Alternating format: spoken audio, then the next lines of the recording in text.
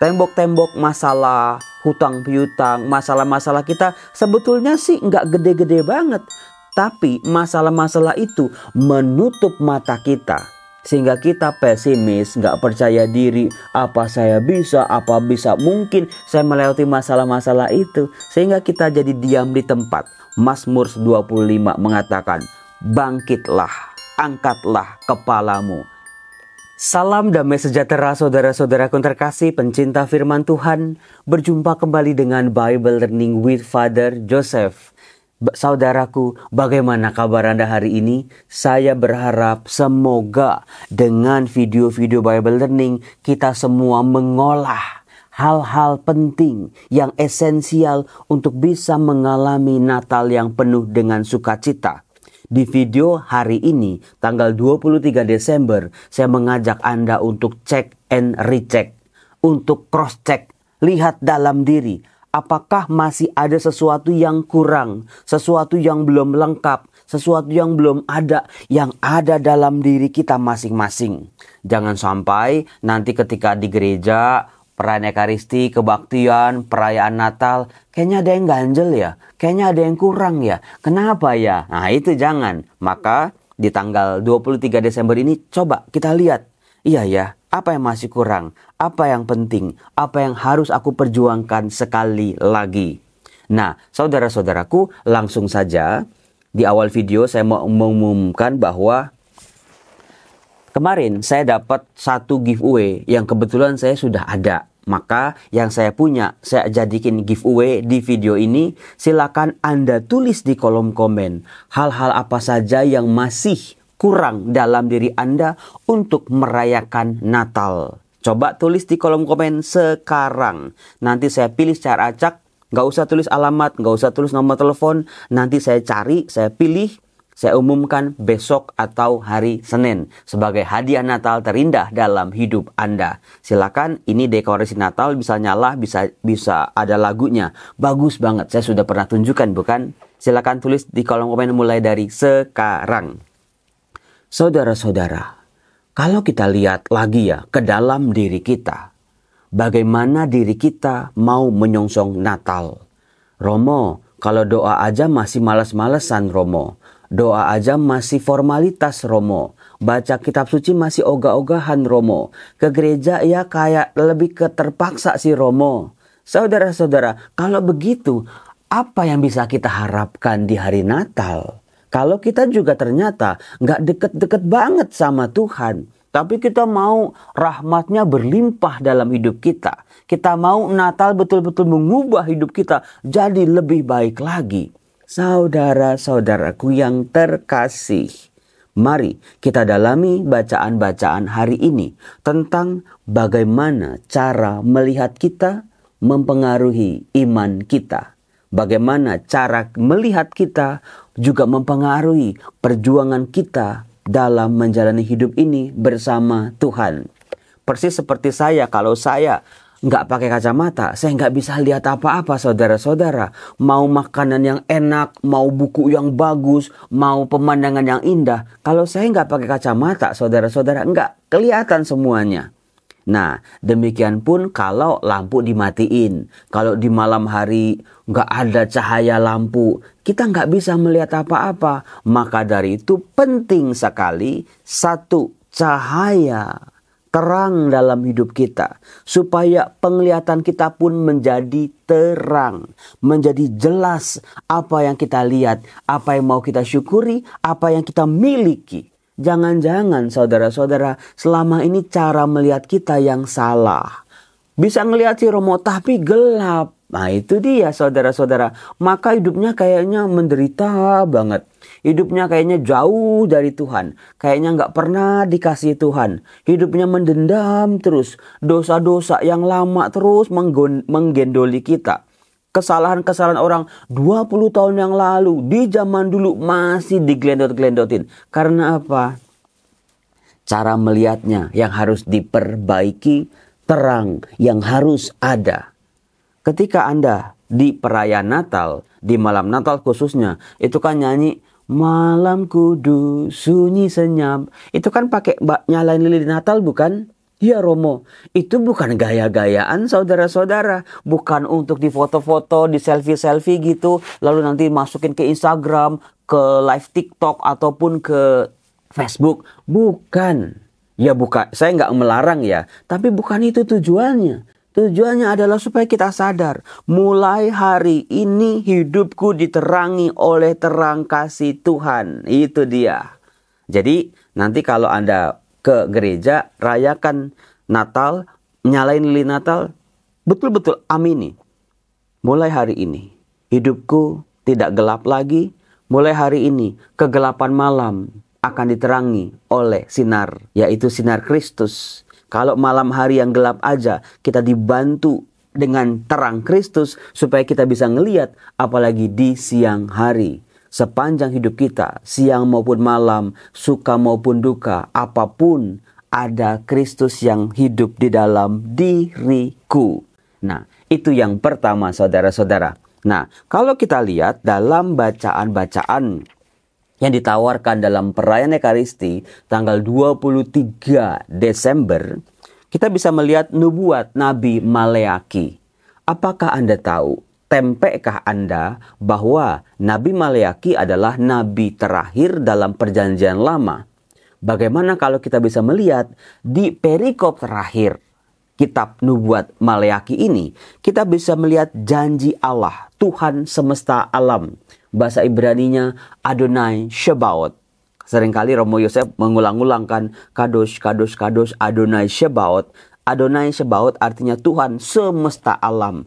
Tuhan yang menjadi raja. Bukan cuman menjadi raja bangsa tertentu, wilayah tertentu. Tetapi Tuhan ini raja semesta alam. Langit, bumi, alam semesta, planet-planet, bintang, bulan, matahari. Semua ada dalam kekuasaan Tuhan. Karena apa? Tuhan penciptanya, Tuhan pemiliknya, Tuhan yang mengatur segala-galanya. Keren bukan? Lihat, aku menyuruh utusanku supaya ia mempersiapkan jalan di hadapanku. Dengan mendadak Tuhan yang kamu cari itu akan masuk ke baitnya. Artinya saudara-saudara, kapan Tuhan datang, kapan Tuhan menyertai, kapan Tuhan hadir, tidak ada satupun manusia yang siap dan tahu. Karena dikatakan Tuhan secara mendadak, artinya di sini ada waktu Tuhan. Sang perencana kehidupan kita, sang perancang kehidupan kita. Tuhan punya waktunya, Tuhan punya hitung-hitungannya sendiri yang seringkali berbeda, terbalik dengan hitung-hitungan, rancangan dan waktunya manusia. Saudara-saudaraku terkasih, pahami ini sungguh-sungguh tentang waktunya Tuhan. Aku mau ikut, aku mau memahami, aku mau mengerti jalan mainnya Tuhan. Cara kerjanya Tuhan dalam kehidupanku. Betul-betul ada prosesnya. Betul-betul ada waktunya Tuhan. Dikatakan, malaikat perjanjian yang kamu kehendaki itu, sungguh ia datang. Siapakah yang dapat tahan akan hari kedatangannya? Siapakah yang dapat tetap berdiri apabila ia menampakkan diri? Sebab ia laksana api tukang pemurni logam dan seperti sabun tukang penatu. Saudaraku, disebut dua benda di sini. Yang pertama api tukang pemurni logam, yang kedua sabun tukang penatu, yaitu untuk membersihkan. Ini dia hal pertama yang Anda bisa cek dan recheck. Sudah bersih belum Romo? Orang kemarin sakramen pengakuan dosa aja males-malesan. Ujung-ujungnya nggak jadi Romo. Aduh, udah bersih belum? Hatinya yang bersih, pikirannya yang bersih, tangan kakinya yang bersih. Rumah bisa minta embak, minta orang untuk bersihkan.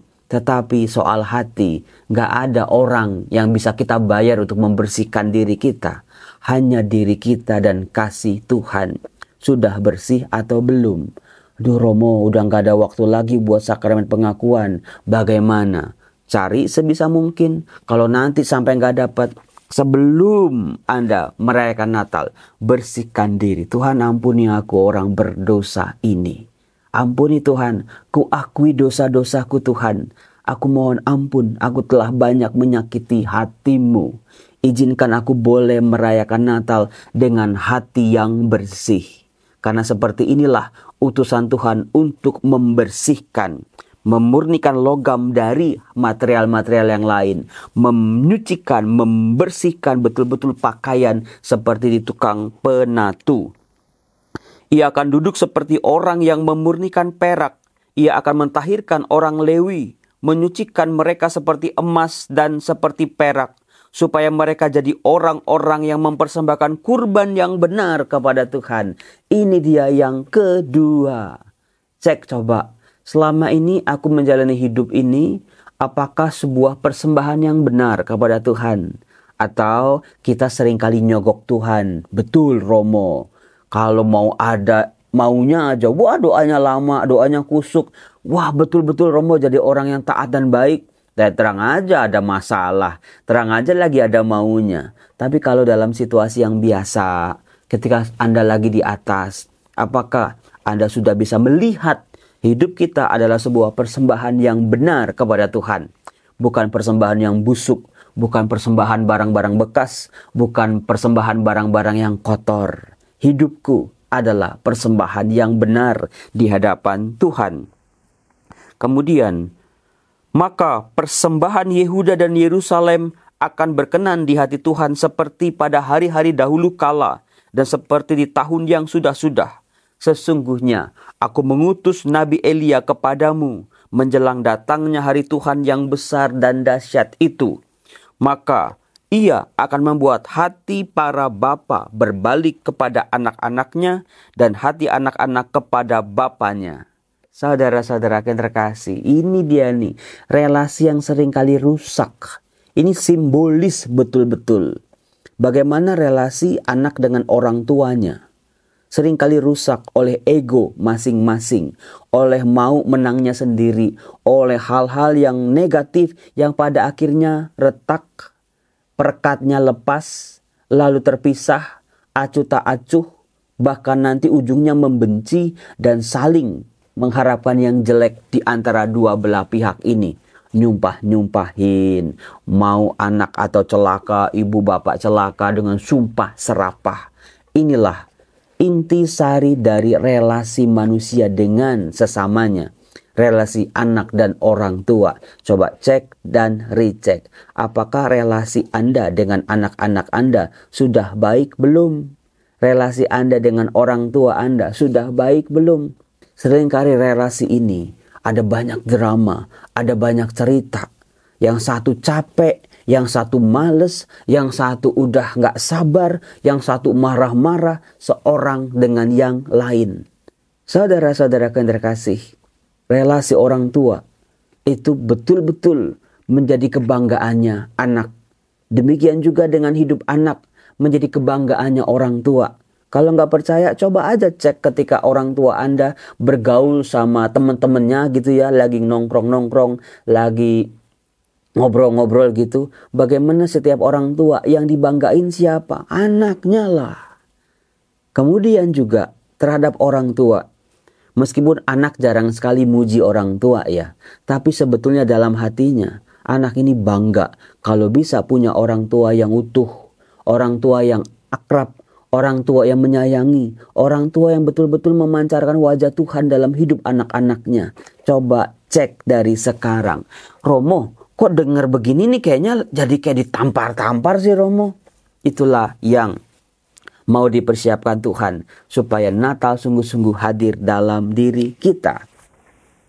Saudara-saudaraku yang terkasih, jangan takut, jangan khawatir. Kuasa Tuhan, rahmat Tuhan sedang bekerja dalam hidup Anda, dalam diri kita semua. Kemudian dalam Mazmur bab 25, pemazmur berseru seperti ini. Bangkitlah dan angkatlah mukamu, sebab penyelamatmu sudah dekat. Saudara-saudara, hati yang loyo, hati yang lemas, hati yang acuh tak acuh, hati yang egois, hidup yang berantakan, yang gak peduli sama Tuhan, yang seringkali menduakan Tuhan, diminta oleh Tuhan, bangkitlah, angkatlah mukamu. Artinya, pandanglah Tuhan sebab Ia datang. Bangkit yuk, Masa mau hidup kita gini-gini terus? Masa mau Natal demi Natal yang kita rayakan ya gitu-gitu aja? Bangkitlah, berdiri, bergeraklah. Biarlah Tuhan memulihkan kehidupanmu. Jadi manusia baru, jadi orang Katolik yang benar. Jadi pengikut Tuhan yang benar. Betul-betul sekarang ini banyak tantangannya, banyak cobaannya. Orang beragama tetapi ya dosa tetap jalan terus. Saudara-saudara, jangan biarkan rahmat ini berlalu dalam kehidupan kita. Tuhan mau Anda bangkit.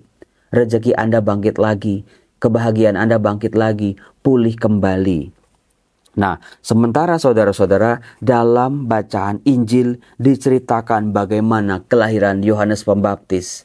Bagaimana pada akhirnya belenggu-belenggu yang menutup mulutnya Zakaria karena tidak percaya pada warta kabar sukacita dari malaikat Gabriel pada akhirnya terbuka. Betul-betul karena dia melihat apa yang dikatakan malaikat sungguh terjadi. Anak yang dijanjikan sungguh lahir. Jadi saudara-saudara, sebetulnya ya, kita dari tadi diajak untuk bagaimana sih cara kita melihat. Kita mau melihat pakai mata manusia atau melihatnya pakai matanya Allah. Rencananya Allah yang bisa kita lihat lebih dalam lagi. Kemudian juga bagaimana kita melihat orang-orang di sekitar kita. Keluarga kita, anak-anak kita, orang tua kita. Mau kita lihat sebagai beban atau mau kita lihat sebagai berkat dalam kehidupan kita. Kita juga diajak untuk melihat bagaimana hidup harus dijalani. Mau kotor-kotoran terus sama dosa. Mau bergelimang terus sama harta sampai melupakan Tuhan. Kita lupa harta benda yang kita miliki adalah pemberian Tuhan. Berkat-berkat dari Tuhan. Banyak sekali kasus terjadi justru ketika hidupnya enak malah meninggalkan Tuhan. Itu yang bahaya saudara-saudara. Coba lihat bagaimana hidup harus kita jalani. Lalu yang keempat, kita diajak untuk melihat, iya ya, ternyata saya selama ini malas buat bangkit. Atau sebetulnya saya nggak tahu Romo mau bangkitnya bagaimana. Nah, ada sebuah kisah impala Afrika atau kijang Afrika, saudara-saudara. Di alam bebas, kijang Afrika ini sebetulnya ya bisa melompat itu setinggi 3 meter. Di tempat dia melompat itu 3 meter. Tapi kalau dia lari, ancang-ancang dia bisa melompat itu 9 meter. Kalau dia lari kencang, terus dia melompat itu 9 meter jaraknya. Kalau dia berdiri di tempat, dia melompat dia 3 meter. Kalau kita lihat di beberapa kebun binatang saudara-saudara, bagaimana impala-impala ini dikurung, ternyata cuma disekat dengan tembok-tembok setinggi 1 meter. Padahal sebetulnya impala ini bisa melompat, bisa lewat. Tetapi apa? Kenapa tidak dilakukan oleh impala-impala ini? Karena binatang ini tidak bisa melihat apa yang ada di balik tembok. Maka dia tidak melompat, dia tidak keluar dari kandang. Saudara-saudara, seperti itulah hidup kita. Kemampuan kita jauh lebih besar daripada yang kita pikirkan. Tembok-tembok masalah, hutang piutang, masalah-masalah kita sebetulnya sih nggak gede-gede banget. Tapi masalah-masalah itu menutup mata kita. Sehingga kita pesimis, nggak percaya diri. Apa saya bisa, apa bisa mungkin saya melewati masalah-masalah itu. Sehingga kita jadi diam di tempat. Mazmur 25 mengatakan, bangkitlah, angkatlah kepalamu, lihat penyelamatmu datang. Itulah Natal, membuka sekat-sekat, membantu kita untuk melihat ternyata di ujung sana ada jalan keluar. Ternyata dalam hidupku ada kasih Allah. Ternyata rahmat Allah betul-betul memaksimalkan kemampuan-kemampuan dalam hidup kita. Saudara-saudara, bagi Allah tidak ada yang terlalu besar. Sebesar apapun masalah kita, buat Allah itu mah kecil. Maka dari itu saudaraku, saya berharap semoga renungan ini betul-betul membantu Anda menyiapkan Natal yang penuh dengan sukacita. Sekali lagi, saya mengharapkan semoga Natal ini ada damai, sukacita, kebahagiaan. Anda bangkit dari keterpurukan Anda. Salam damai sejahtera, Tuhan Yesus memberkati. Salam.